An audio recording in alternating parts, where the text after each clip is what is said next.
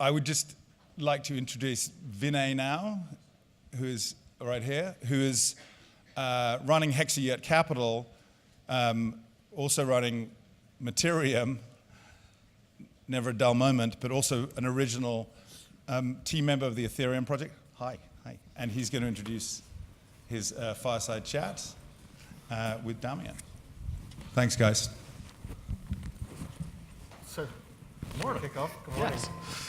So, by the way, I'm no longer at DueDil, so that's a little bit of a change. So Vinay and I were talking about what we should chat about last night, and we thought to get into the deep, let's talk about whether blockchain is good for society. Do you want to kick off? So there are basically sort of two mythologies about blockchain. The first is the original kind of Bitcoin, hyper-libertarian, anti-state, globalization, end-to-end, no taxation kind of argument. And I think it's fairly clear that unless you make some very radical assumptions about things like the military-industrial complex, that's bad for society as a whole. It's certainly bad in the transitional period, and it assumes that the kind of victory of that world model improves the world only after the nation states have been rendered completely powerless and the welfare states have collapsed. So there might be a kind of vision that on the very far side, tax starvation, destruction of the governments, collapse of sovereign authority, and so on, eventually leads to a utopia. But you have to make an awful lot of assumptions about that, and it might only be a utopia in a few places. On the other hand, those folks will point to the existing system and say, look, we spend 25-30% of the world's actual wealth on weapons and similar kind of defense structures. All of that money could be doing productive work if we got rid of this institution called the nation state. But that as a political philosophy is just, it's a huge bet. Right? And then there's the much more near-term story, which is disintermediation. Right? We just go through, we get rid of the middlemen, and you don't necessarily talk about this same notion of the collapse of the state and tax starvation. You just focus on destruction of monopolies. And politically, that's very close to Rick Fogvinga's model of the Pirate Party, that the Pirate Party existed to be a party that destroyed monopolies. So I think these are the two current stories. The second one is potentially a lot more socially positive than the first one, but I don't think either one of these is really going to fix most of the real problems we have, because how much of the problems in your life and my life are caused by the presence of monopolies? Yep. These things might raise the prices. And monopolies on many levels, right? Monopolies on many levels, but they only really raise the price of services a bit. The big problems we have are not really addressed by either one of these models. It's climate change, it's increasing economic inequality, it's the inability of the nation state to put its feet in the right place. Those are the things that hit us day to day.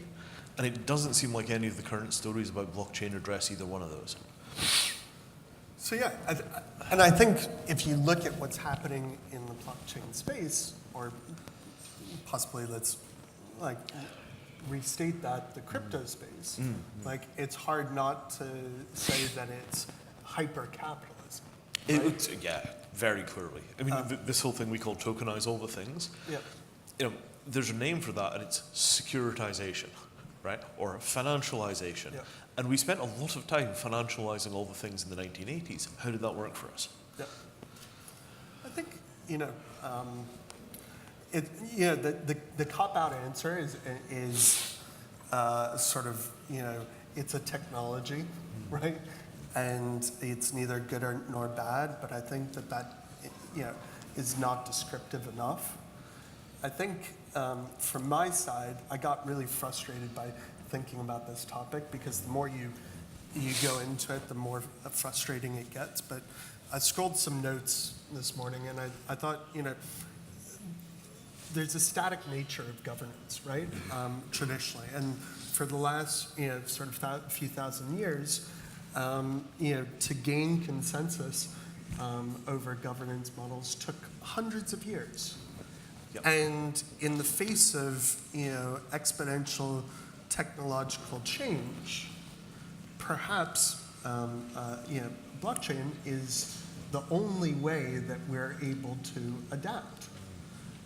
we often misunderstand what evolution is. We think of evolution as like it connotes progress. And evolution really is about adaptation. So how does humanity deal in the face of this dramatic technological change where one year capitalism might be the best sort of tactic or the best meme to focus on, and then the next year, communism or anarchy, whatever it may be. That's an extreme, but we're about to talk in extremes. Yeah.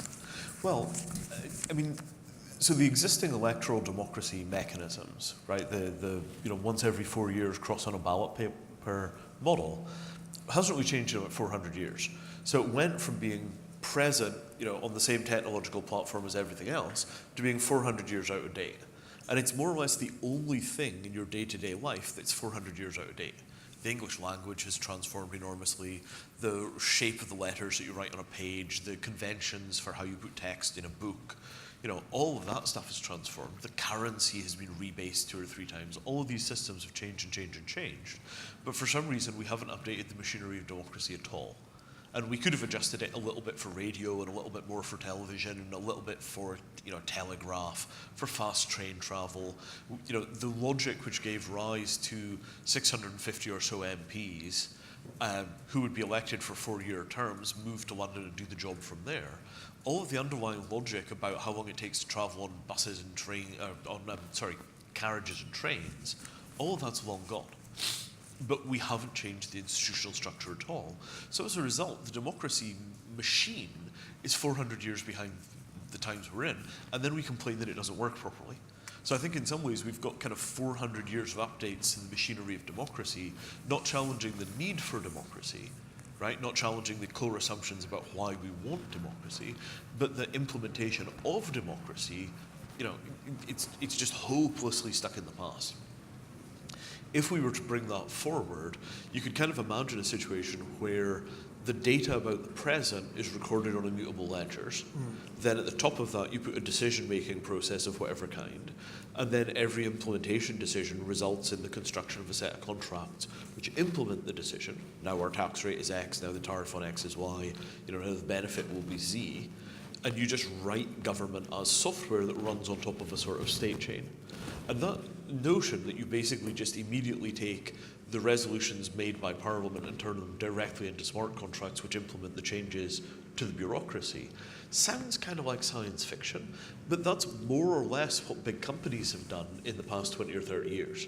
Like all that stuff you hear about where they're doing things like stability testing for banks, they're basically running the bank in a simulator of the bank to see whether it blows up under certain kinds of external pressure.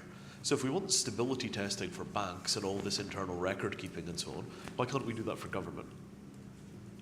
What does it take to build a genuinely 21st century state? How do we get from here to that sort of utopia? We follow Singapore or Dubai. Can you elaborate? I understand. Well, so Singapore has always had a very, very, very cutting edge civil service. Their top civil servants are paid $500,000 a year, something like that. They very, very, very vociferously recruit the best talent, and they run the government to extremely high standards. They don't make many mistakes. And as a result, they have a state which is incredibly efficient and well managed compared to most other countries. They're just better at the business of being a state. The cost that you pay for that is that a third of them are the state. It's a very, very, very old machine. Dubai, I did the national blockchain strategy first round about 2 years ago, maybe 3. And basically laid out a pattern for them of just you migrate all your government documents onto a blockchain, and then that gives you the foundation for doing more stuff as time passes. You can build on top of that platform, but get that thing in motion first. And they've built an enormous amount of stuff towards that goal.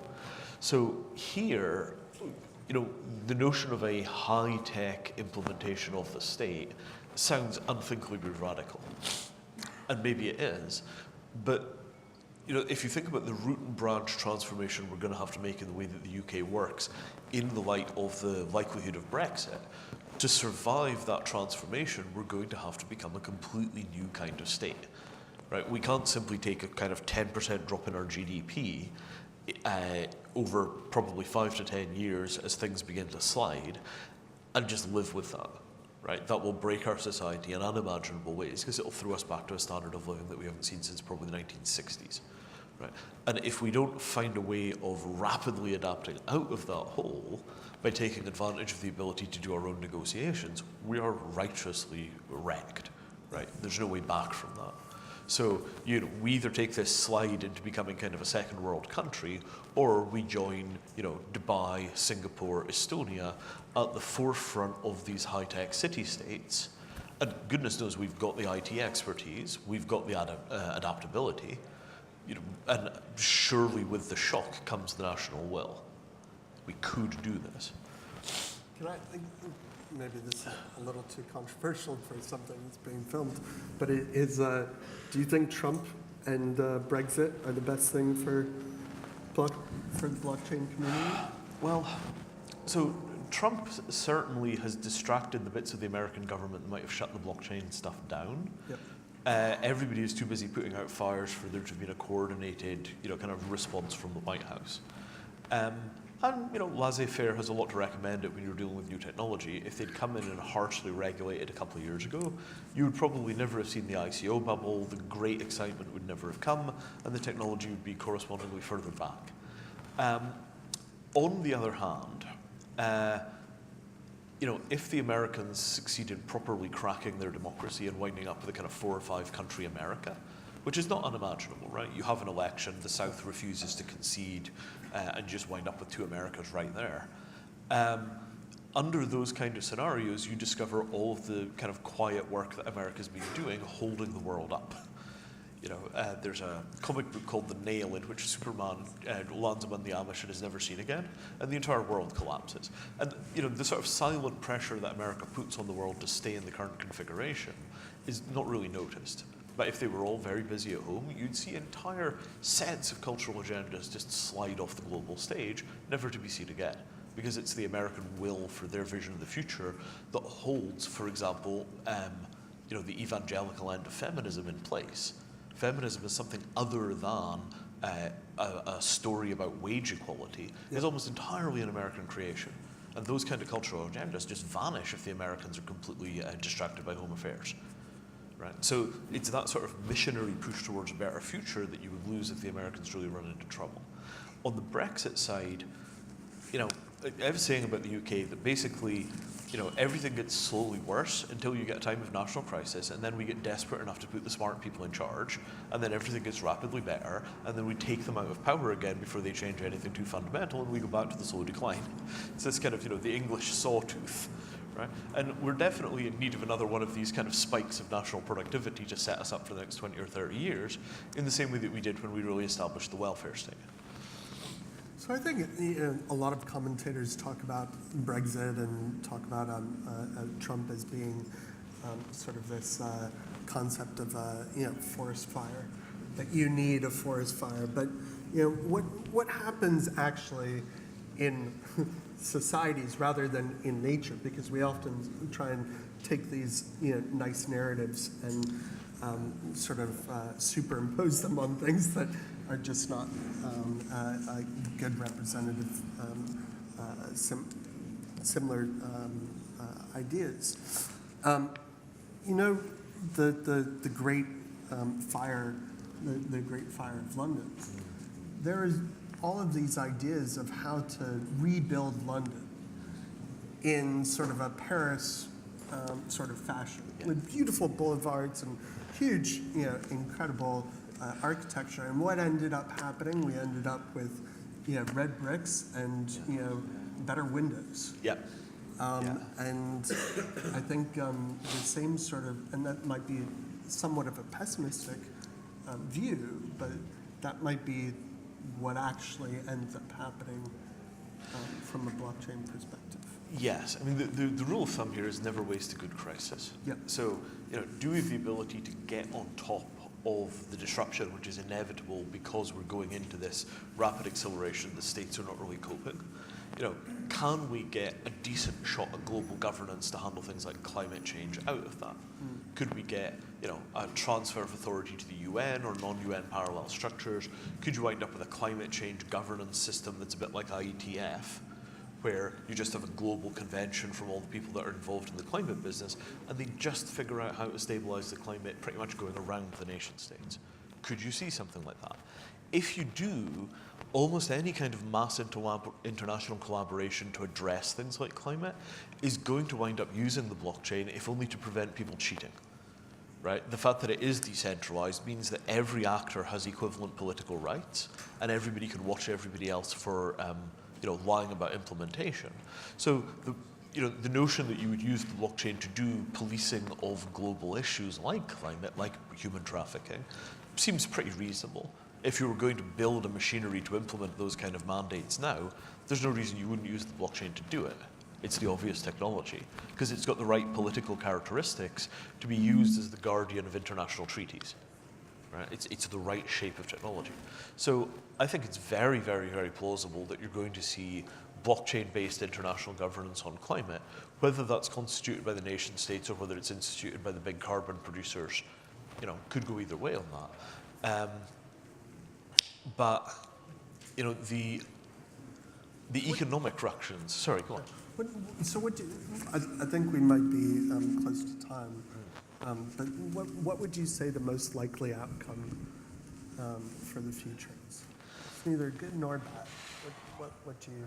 Well, so the bad news is that the sort of lifestyles that we've come to accept as normal for America, for the UK, for Europe, are largely the results of the post-World War II settlement, in which Europe and America came out massively ahead. The Marshall Plan basically stood up Germany again immediately afterwards, so you didn't get a repeat cycle of poverty causing war, and we just kind of slid by the Cold War. So that bubble is basically the we won the war bubble, and we're completely out of the we won the war bubble.